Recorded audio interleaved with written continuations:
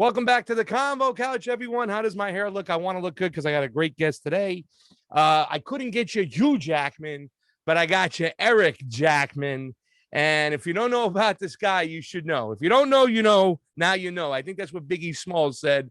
I met this gentleman. We were just talking about that, reliving a moment at the primaries for the 2020 Democratic Party, particularly in the area of Tulsi Gabbard rallies and whatnot and speeches, where I met a lot of other, I don't want to say it because you're kind of like the same as me. You're not part of the Libertarian Party, but you have like leftist libertarian views, sort of like me, I think. When we talked, we had a lot in common.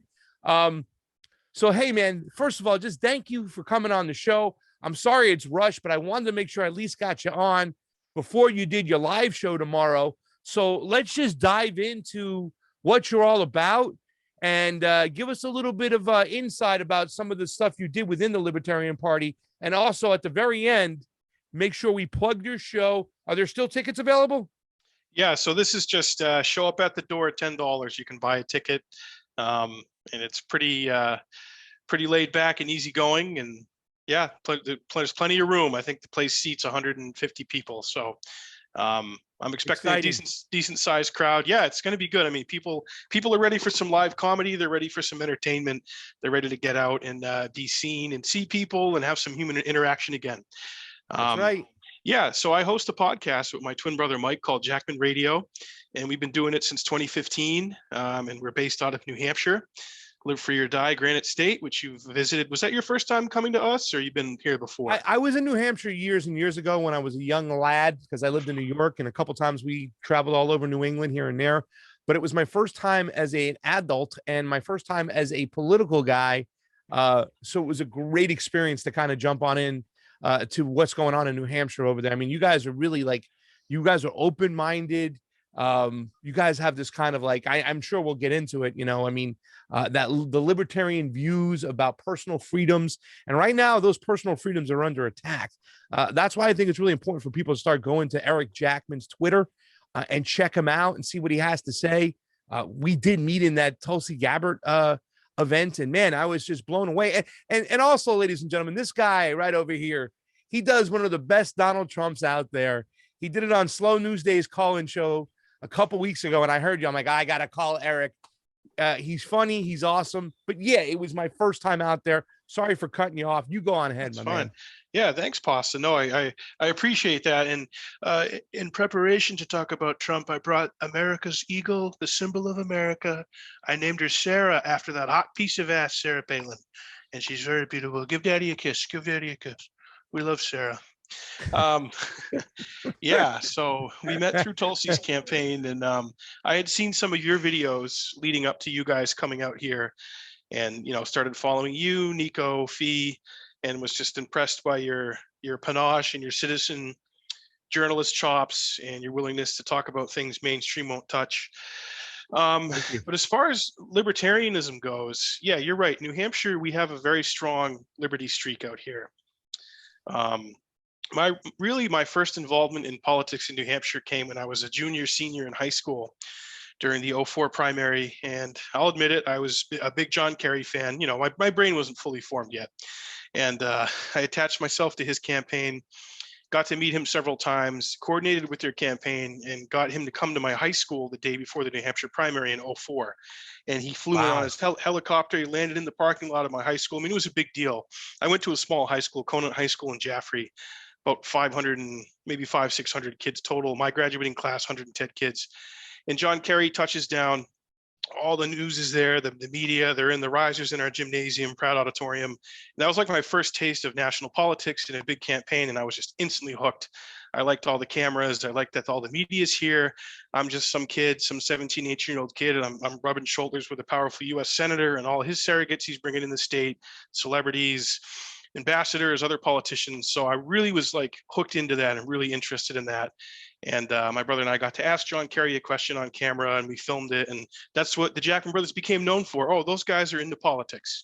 They're big into politics. They're big into comedy. And we always performed at school talent shows and Shakespeare festivals.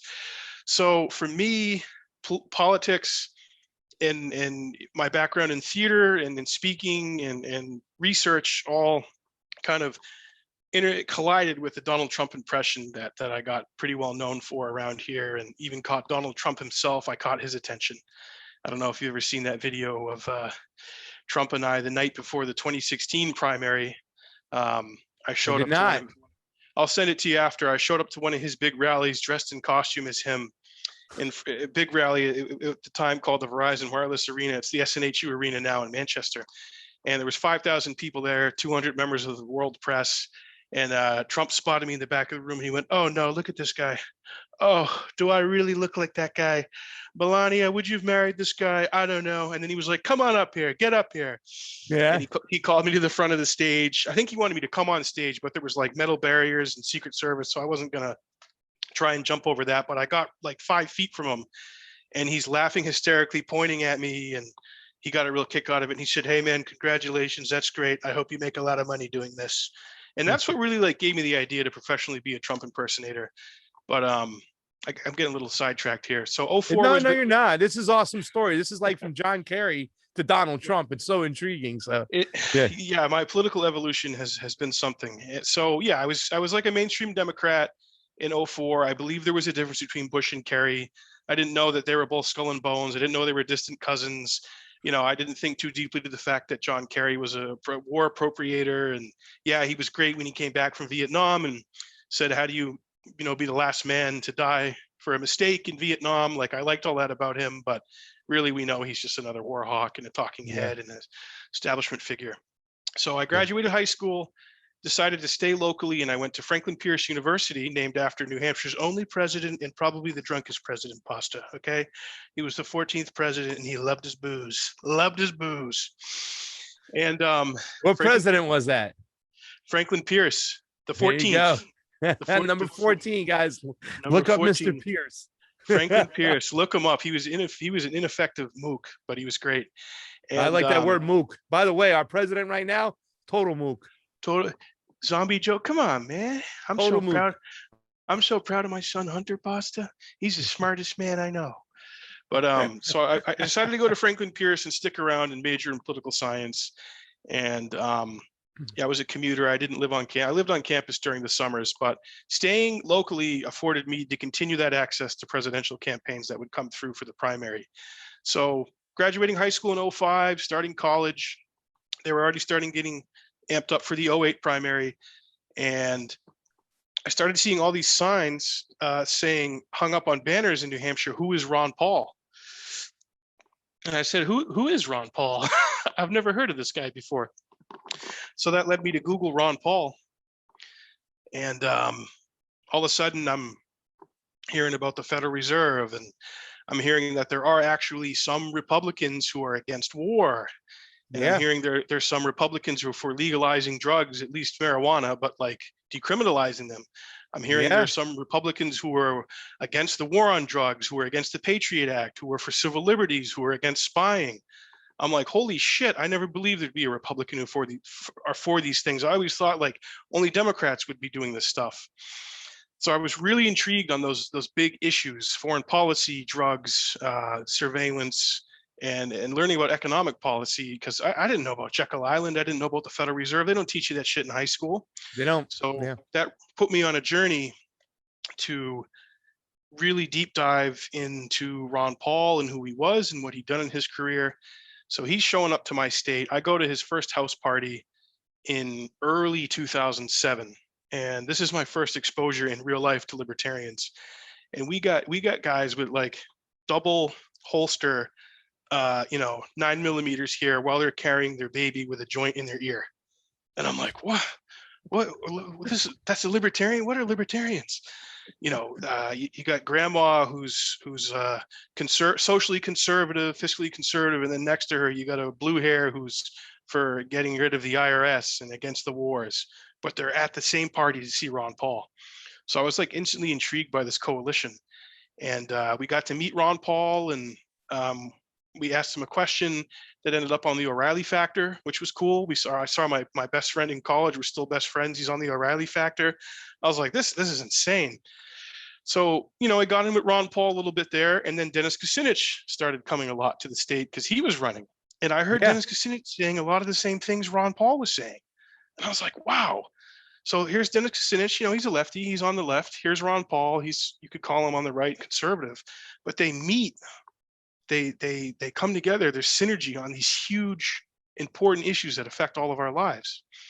And they speak with such clarity and such honesty and authenticity that I was just blown away compared to the other candidates who were starting to get into the race. So Dennis Kucinich came to my college. I got to have one-on-one time with him, super impressed.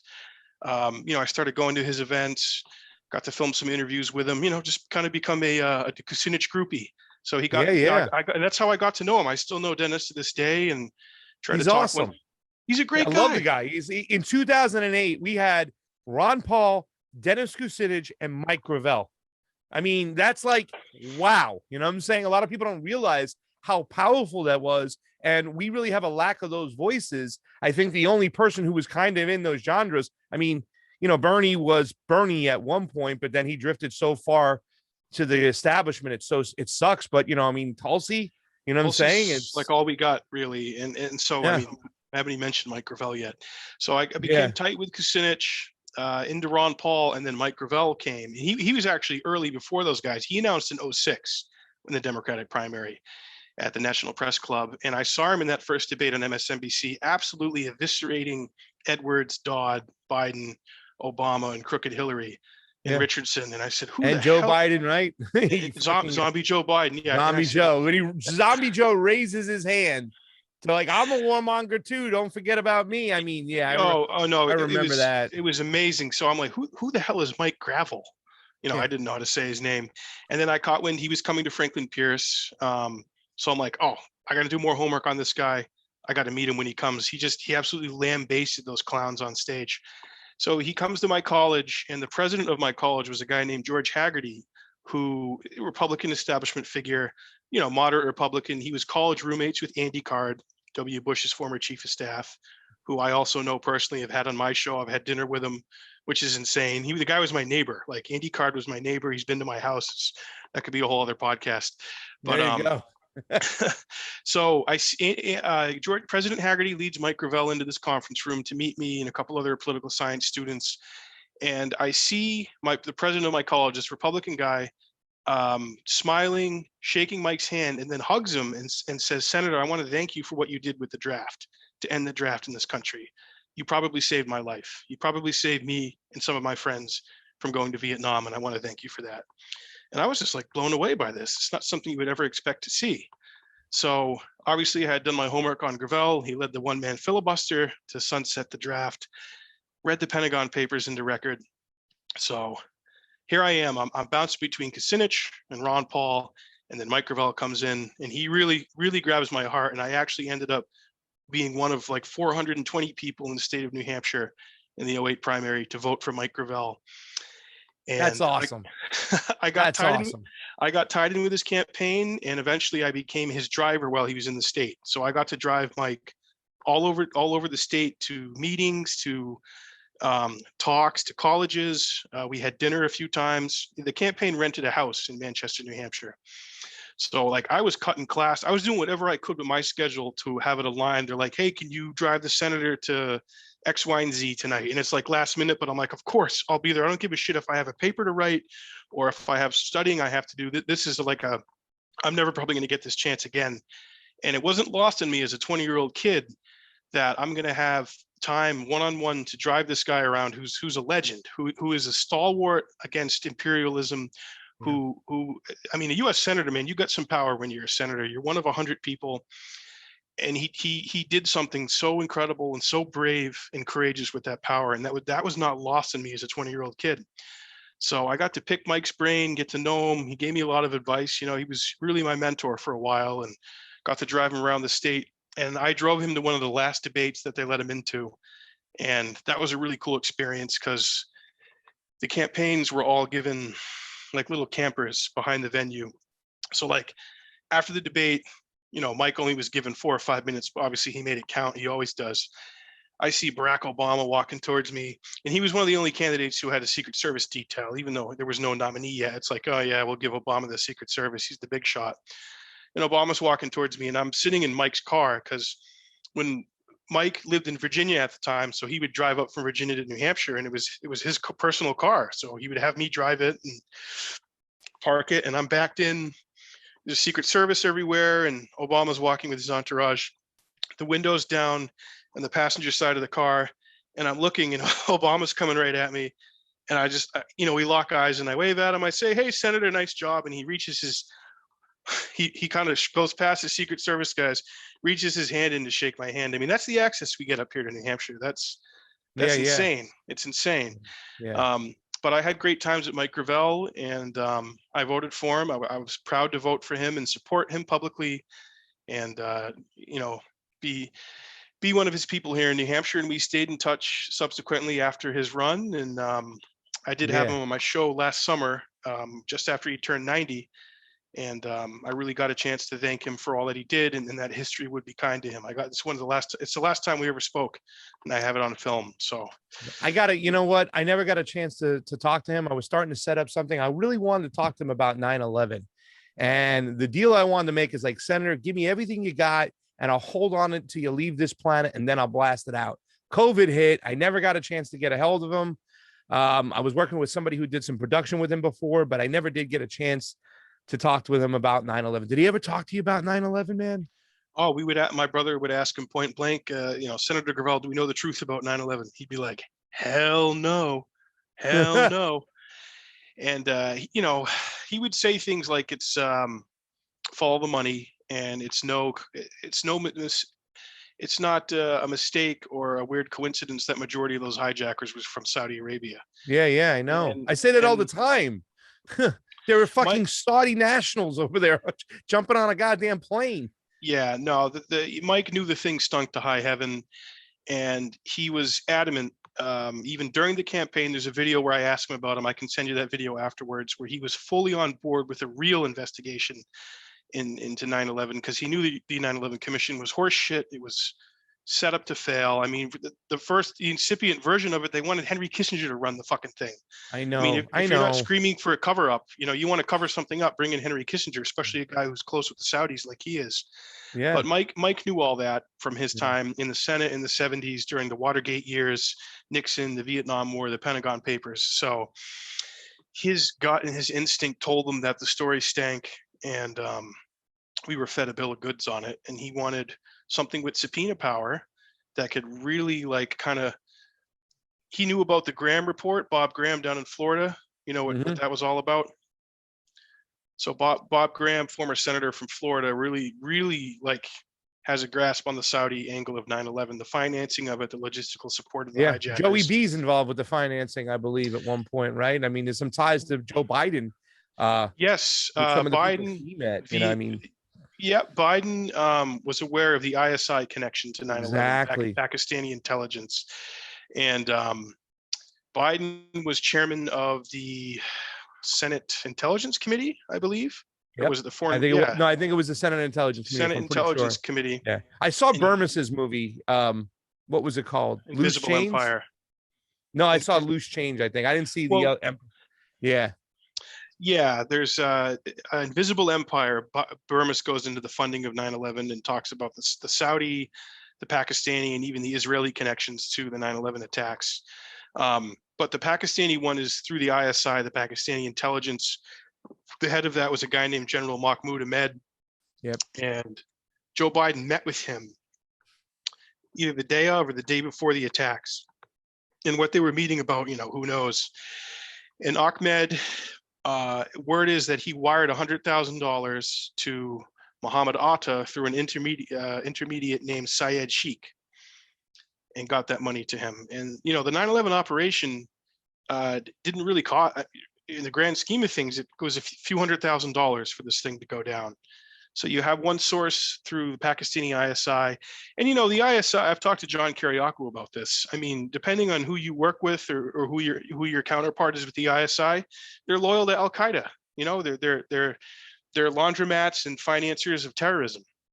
Yeah. And then there's also an element that is pro-West, that will want to work with the United States to fight terrorism. But it's like that shit changes by the day. So there's the ISI connection, and Gravel knew about all this. He spoke about it publicly, and he would focus sometimes on things about 9/11 that are like, you can speculate. The buildings, Building 7, everyone knows about that. Yeah. But to me, focusing on the money trail and the Saudi connections, the 28 pages that were redacted, that basically point the finger at Bandar Bush, the former ambassador, Prince Bandar, and his wife, Princess Haifa, getting money out to the West Coast cell of the two hijackers who were out there. They were living with an FBI informant out there, Nawaf al-Hazmi and Khalid al-Midar, two of the hijackers. Yeah, I know that. I don't know about the that family getting the money out there. I mean, you got a lot of information on this stuff. We got to go over this one day. Yeah, absolutely. Yeah, Definitely. no, there's so much to the story. And then, of course, I'm sure you know about the Israelis who were set up filming across the water from the World Trade Center at Doric Tower. They were there before 846 set up because they knew something was going to go down at the World Trade Center. And that's a whole other thread that you can pull. A lot of people don't want to go there. They don't want to talk about it, but I'm secure in my knowledge of it. I've read through all the FOIAs that have been filed and all of those documents, and those guys were absolutely there. They were absolutely part of a Israeli Mossad intelligence front called Urban Moving Systems, and they were celebrating the attacks. They were filming it. They were flicking lighters, and they were happy that it was going down. And a woman saw them, called the authorities. Ebola was issued, and their van was pulled over, identified, and the 5 of them were arrested who were in the van. But what were they arrested for? Well, the license plate, she wrote down, the woman who saw them at Doric Tower celebrating wrote down the license plate. So the Be on the Lookout went out, and the authorities found them. They found the van, they matched up the license plate, and they arrested him and detained him for like 72 days. They all failed polygraphs. They were caught with thousands of dollars in cash on them, plane tickets the next day to all kinds of different countries. They found a bomb sniffing dog found explosive residue in the van. These guys were part of an intelligence operation.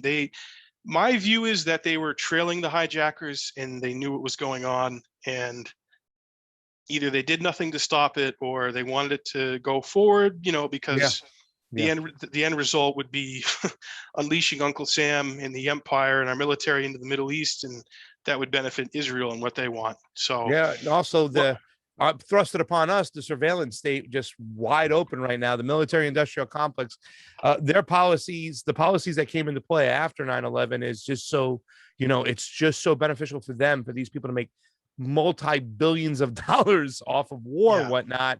And that was all a gateway through what happened on 9/11, and even the Patriot Act, Joey B, another guy involved and whatnot and stuff. So, I mean, people have to start looking and have to start following the money when it comes to 9/11, and we have to have more conversations about that stuff. But unfortunately, if we keep doing it, YouTube's going to take the show down. Eric, so be careful. Yeah, absolutely. Yeah, no, we could talk about it. I mean, and I don't like to look at this. I don't harp on about, like I said, the sensational aspects of it. Oh, bombs in the buildings, no plane at the Pentagon. Don't even go there with that shit. This is the solid information about 9/11. Yeah. This is the documented. These are all FBI Freedom of Information Act documents that I've actually spent hours and hours reading through, and researching and looking at and connecting dots. And the story is all there. Yeah. And to Tulsi's credit, leading up to the 9/11 anniversary of 2000, she spoke out about the Saudi connection and the Saudi financing and the need for justice and the lawsuits that the families have. And when we filed for the primary to be on the ballot here in New Hampshire, one of the people who was there with us at the State House next to me while I was next to Tulsi was a guy named Tim Froelich, who is a 9/11 survivor. He worked in the World Trade Center. He survived the attacks. He's a New Yorker. Awesome, awesome guy. And he has just been fighting the FBI tooth and nail. He's been fighting the Saudis tooth and nail, just to try to get some justice and some acknowledgement about what went down and what happened to all his friends who he lost, and obviously our country. So he's been on Tucker Carlson a bunch of times, and he was very appreciative of Tulsi's efforts, in being really probably the highest profile person to speak about this stuff at the time. So we got to tip our hat to Tulsi for that. She has a lot of courage, and Showed a lot of guts It's a doing that. shame that we didn't get the information that your friend Donald said he would get answers for. It really sucks that we're still at that crossroads and we haven't been given the information. I lost my cousin in the tower. He worked for a company called Cantor Fitzgerald. Sure. It was the story. He was one of the vice presidents. My cousin had like a high school degree, very little college, but he worked himself all the way up for this company called Cantor Fitzgerald. And he was one of the vice presidents. And the only reason why he went in early was so that the president wanted to take his daughter to her first day of kindergarten. So he went in early and he lost his life that day, and sorry, Pasta. it sucks. I mean, we weren't close. I knew who he was. His name was Dominic Calia. Great guy. But I can just imagine, I haven't spoke to his kids and since the funeral years and years and years ago, but I can just imagine people wanting answers of what really happened and what went on and want people to be held accountable. And it's just been swept under the rug. It really is a shame. But let's get on to a different thing real quick, because there's another area in which you have a lot of knowledge in. That's Jeffrey Epstein, isn't it, my friend? Oh yeah, Epstein. Oh my God. Well, I mean, Whitney Webb was on the show this morning, and we talked about the connections with Epstein and Bill Gates. So Bill Gates is a dirty mofo, and I'm glad to see more and more is coming out about him and how tight he actually really was with Jeffrey Epstein, and how even knowing that this guy was a sadistic pedophile who ran a child trafficking ring and cut the sweetheart deal with Acosta in Florida in 2008, he still hung out with him and still traveled with. I mean, but he said, no, I had no business dealings with Epstein. Okay, so if you, as the world's richest man, don't have business dealings with Jeffrey Epstein, what in the hell are you doing with him? Why are you hanging out with him? Why are you traveling with him? Why are you staying at his place over in where was it? Paris? I think he stayed at his place in Paris or England.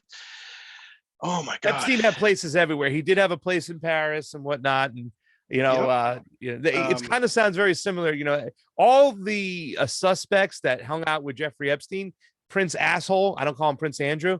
He had the same kind of excuses like, oh, we had no relationship. No, why are you hanging out in his places? Why do we got pictures outside of his New York condo with you shutting the door on a young little girl and stuff? And it is kind of creepy and stuff. But here's a quick question, Eric. Did Epstein hang himself? Did he kill himself? Is he alive? Did somebody kill him? Is he dead? What's your thoughts? What's your gut telling you? My gut tells me Epstein's dead and he was snuffed out. Okay. When he died, a lot of rich, powerful, well-known people breathed a serious sigh of relief. To me, when you look at the bones that were broken that they show, and they have autopsy pathologists and those doctors who are experts who know far more about it than I do, saying that, yeah, this is not compatible with trying to hang yourself, and that this is a neck. He was strangled. He was strangled to death. Someone strangled him. I don't know who it was. Intelligence agencies and the powerful use the mob for this kind of shit, and you can sub it out to someone who's serving a life sentence, who might have family on the outside, who needs something, who needs some money, who needs X, Y, and Z. There's a million different scenarios of how the guy in the cell with him, right? Well, the cop there who was a cocaine cop, who the roid monster dude who was part of killing 5 people in a cocaine deal gone sideways. He's certainly suspect. But no, Epstein did not kill himself. He was definitely rubbed out and snuffed out. And, that day, Donald Trump was happy. The Clintons were happy. Bill Richardson was happy. Senator Mitchell was happy. Les Wexner. Although the dial's getting turned up on Wexner, which is, I'm really glad to see finally his name. They're starting to put his name out there, and I got to give Tucker Carlson credit for this. He has talked about Wexner's connections to Maria Farmer, who was an Epstein survivor who lived in Ohio for a year, said Wexner's the head of the snake. This is where Epstein's money came from. Epstein wasn't a real billionaire. That guy was a clown. He was a con artist and a showman and a fence. He was the front for the mega group. Have you heard of the mega group? No. Who is the mega group? So the mega group is I don't even know if you want to say loose knit, but a network of ardent Zionist billionaires, including Les Wexner, Steinhardt, the guy who founded the birthright trips to Israel, and the Bronfman family of Seagram Liquors out of Canada.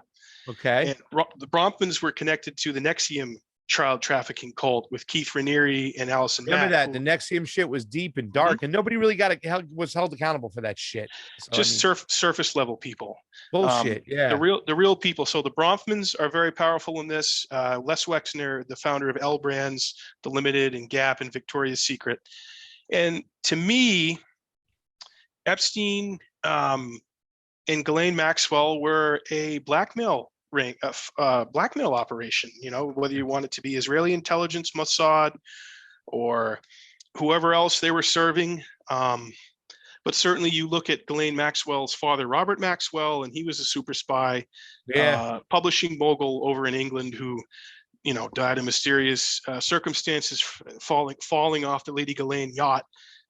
You know, to me, a team came in and rubbed him out because he was starting to do this and tried to shake down his spy paymasters for more money because, you know, he fucked over the pension for his empire there to the tune of, I think, over maybe almost £1 billion. But yeah, the Epstein thing is sensationalized, and people on left and right will want to look at it as a left and right thing. To me, it's the bidding of the predator class, how they control our politicians, how they get people in their pocket, how they compromise movers and shakers in Hollywood, in DC, in the tech world, in the medical world, in the literary world. I mean, people would say, why didn't journalists do anything about this or write about it? Because they're fucking at Epstein's parties at his mansion. They're not going to bite the hand that feeds them. Yeah, you know? Yeah. So well, what about Ghislaine? Where does she stand on this whole thing right now? Is she protected? Is she going to be let go? And to also to that to go back to the first part too as well. So Ghislaine, and what about Epstein? Didn't have a kill switch, like dead man switch? Like, you know, people are talking about John McAfee, and he said he had a dead man switch. You're going to tell me a guy like Epstein didn't have shit planted, that if he gets killed, shit gets leaked out? No? Yeah. Well, I think some of it will probably be slow drip because, you know, the blackmail and dirt he had on these people is so powerful, and it can be weaponized in such a way that we might not even know necessarily this was stuff Epstein had on a high value target or an individual until it's used for X, Y, and Z reason to either sink a campaign or to expose corruption of a political enemy. But Ghislaine, yeah, her trial's coming up, and I think she's going to sing. I think she's going to roll on some people. She'll want to cut a deal and save her own ass because she just grew up a spoiled princess her whole life, and you know, never really worked and had all the social connections. And Epstein had the money through Wexner. So that's where they fit. Ghislaine was tied in through her father and his empire with the royal family, with the aristocracy of England, royalty around the world. Her Rolodex was, you know, endless. She had everybody in her Rolodex. And Epstein craved, you know, that legitimacy, that foray into the high polloi and the power of the movers and shakers of the world. So they both had something to offer each other, and they complemented each other in that way. And then that's how they ran the thing. And it's sick. I mean, Jason Burmison, Mike, and I, we went to Ghislaine Maxwell's house here in New Hampshire the day after she was arrested by the FBI. That's so awesome. We could see their tire tracks. It's about 45 minutes from my apartment. And Burmison happened to become... How long was she there for? Dude, maybe a year. We don't really know. 6 months. And her husband... Did she give herself up, or did somebody snitch her? The FBI claimed they'd been watching her for some time. I think they had their eyes on her the whole time. I mean, you're going to tell me, man, in 2020, you are accomplice to one of the largest, most lurid child trafficking rings in the history of mankind, and the FBI doesn't know where you are. Yeah, they knew where she was. It was just a matter of the timing. There, it was, for some reason, the timing was such. But yeah, Bradford, New Hampshire, at a place called Tucked Away, way up on a hill. And Burmis was coming through anyways to come visit Mike and I and just hang out. And then the Ghislaine Maxwell thing broke. And my phone blew up that morning. They were like, Eric, Ghislaine Maxwell's in New Hampshire. She got arrested. She's in Bradford, New Hampshire. Is that near where you live? I was like, that's like 40 minutes away from where I live. So once we found that out and Burmis arrived, we're like, yeah, we're definitely going to go out there and just check it out. Yeah. And Me and Johnny, we went to the In-N-Out right after that. oh, did you? We're like, we're Yeah. going to that fucking In-N-Out. We know where that's at. Let's go. At the time, we weren't vegans. We're like double animal style. Let's go. Ghislaine, we're gonna sit where she sat. I sat Yep. where she sat. I looked. I did the picture. The whole 9 yards. Give me the Ghislaine That's rodeo awesome. burger, please. With Yes, extra the cheese. Ghislaine. Well, Wow. here's another question. Donald Trump, what is his whole ties to this situation? Because as we, Whitney's been writing about the whole story about the old school situation about Epstein coming up. And it seems that like Les Wexner and Donald Trump were both kind of influential to Epstein making some money in bills. Now, I got to be honest with you. I didn't think Donald Trump was as involved as the Clintons were when it came to Epstein.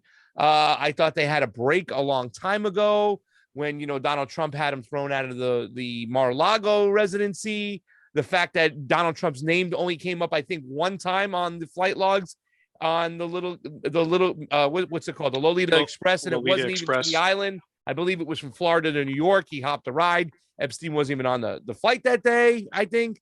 But what is his role to play in this whole thing? Because now, sitting here today, seeing the fact that he put Barr on the situation, well, we all know William Barr's father gave Epstein his first job at a Brooklyn college. It was just very, very suspect. And Jason Burmis was all over that. He was like, oh, come on, fucking don't believe that Donald Trump doesn't have a part to play here when he's putting William Barr in fucking charge. What is your opinions on what Donald Trump and how involved he is with this whole situation? Yeah, well, you see that video footage that was released of Epstein at Mar-a-Lago with Trump, when Trump's and like the Buffalo dancing, Bills cheerleaders, yes. the cheerleaders, and Trump says something in Epstein's ear that even makes Epstein blush. You can only imagine what he said. And behind him in the background, sliming around, is Ghislaine Maxwell, Yeah. Yeah, I wonder about Trump, how deep, how compromised did they have Trump? Certainly you can relate a Israeli intelligence blackmail operation, influence operation, to wanting to impact policy on Israel by U.S. policymakers, members of Congress, presidents, what have you. Certainly Trump, I would call him the most pro-Israel president we've ever had. And whatever Netanyahu wanted, Trump couldn't do it quick enough. Yeah. And of course, a lot of that has to do with Jared Kushner and Charles Kushner and their long-standing relationship with Netanyahu and the far right in Israel and the Likud government and settlements. I mean, it's all tied in. So Trump's motivations for being so pro-Israel, was it because he was blackmailed by Epstein's ring, or was it because he was just, that's what was in his heart? That's what he is. He's a mega friend of Israel and would never side with the Palestinians on anything, wouldn't even acknowledge their existence, their plight, or anything like that. So wait, he wrote like a plan with tunnels and like a stupid 2 states. Like there's a tunnel over here. I'm like, oh, are you kidding me? And he didn't even bring them to the table. He didn't. So they're going to be beautiful Trump tunnels, and the Palestinians can have nice little cages down there. Any leftover cages we have from the border with Mexico, we'll send to the West Bank and the Gaza, and they'll be beautiful.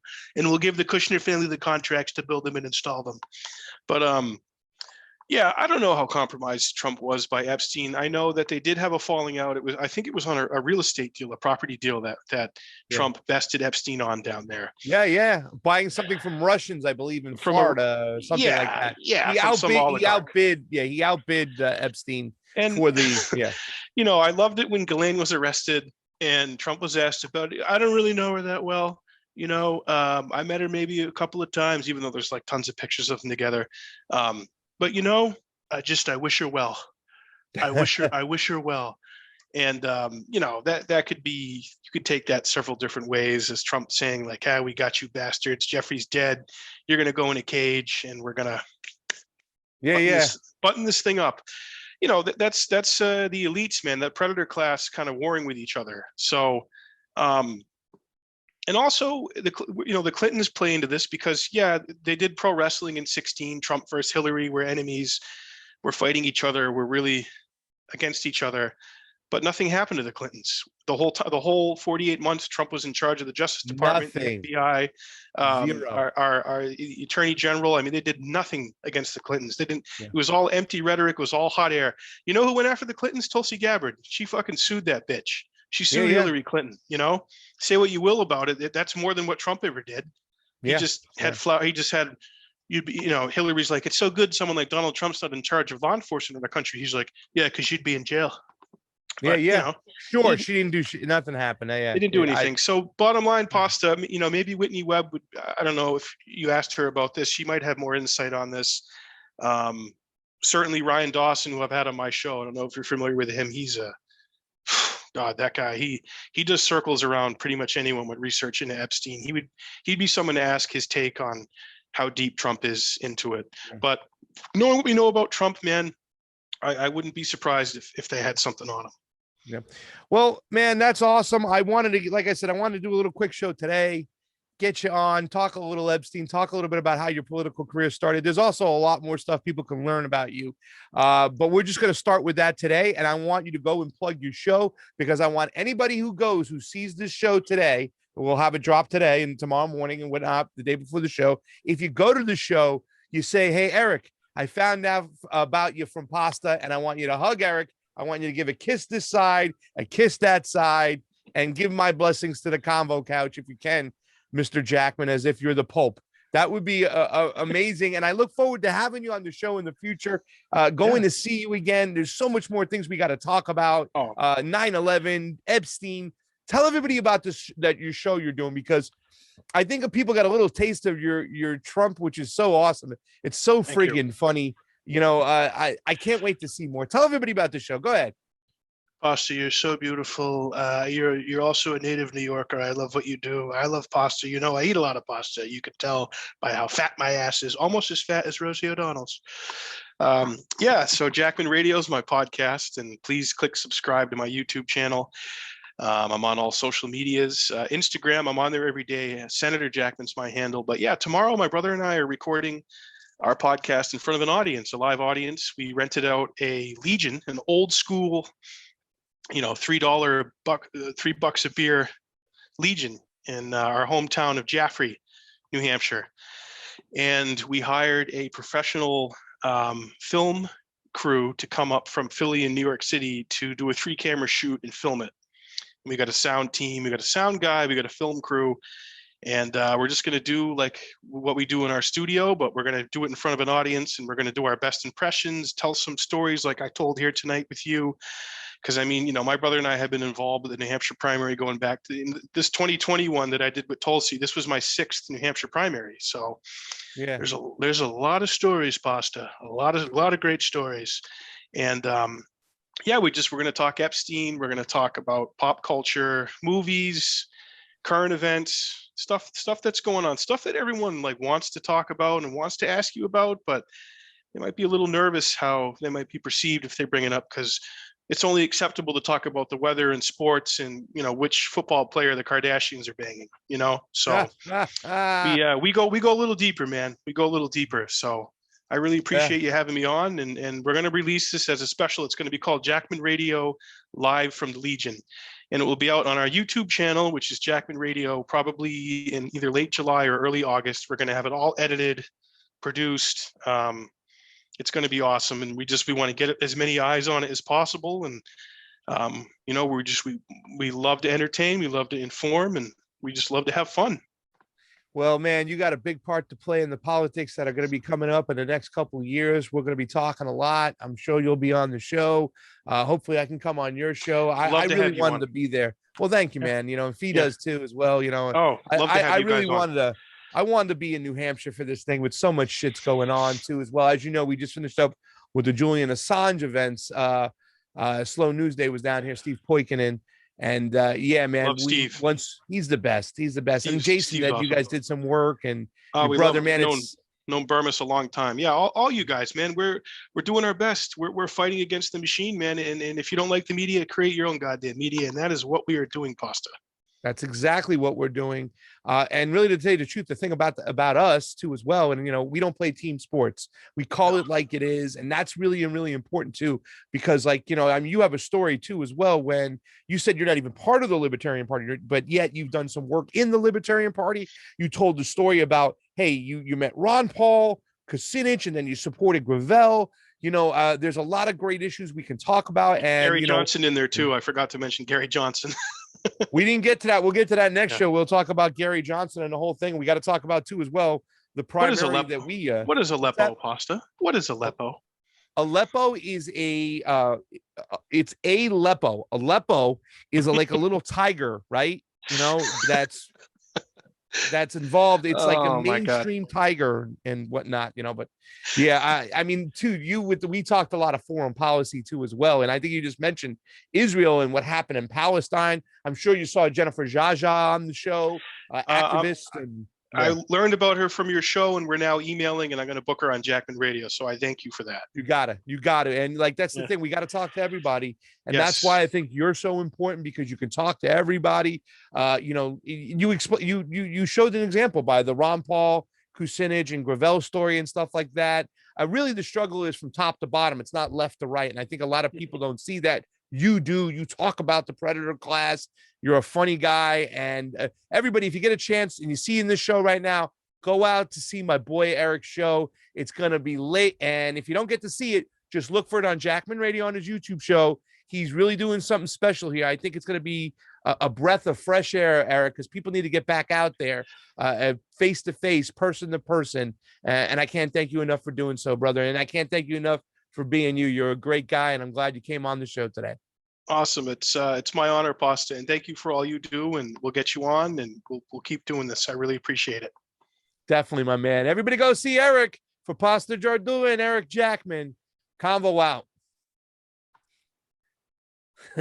Wait. Could you do a Donald Trump goodbye? Ladies and gentlemen, it's Sergeant Pepper's Lonely Hearts Club Band, and we hope you enjoyed the show, but it's time to go. Boss has got things to do. I've got deals to make. I've got porn stars to bang. Okay. I've got stuff to do with China and Russia. I don't really want to get into it. There was no obstruction because there was no collusion.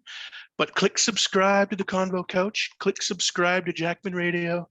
And I might just run and have to beat the Democrats for a third time in 2024. God bless you. God bless America. God bless the Trump family. And God bless Vladimir Putin.